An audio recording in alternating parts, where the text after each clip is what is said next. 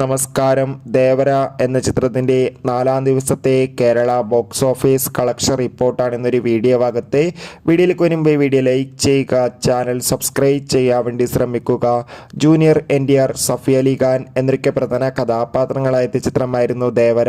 ചിത്രത്തിന് മികച്ചൊരു positive response തന്നെയാണ് ഇപ്പോഴും പുറത്തുകൊണ്ടിരിക്കുന്നത്. അതുകൊണ്ട് തന്നെ എല്ലാ സിനിമാ പ്രേമികളും ഒരേപോലെയാണ് ദേവര എന്ന ചിത്രത്തിൻ്റെ കളക്ഷൻ റിപ്പോർട്ടും അറിയാൻ വേണ്ടി കാത്തിരിക്കുന്നത്. ചിത്രത്തിന് 4-ാം ദിവസം ഒരു ആവറേജ് ബുക്കിംഗ് ആണ് കേരളത്തിലെ തിയേറ്ററുകളിൽ നടക്കുന്നത്.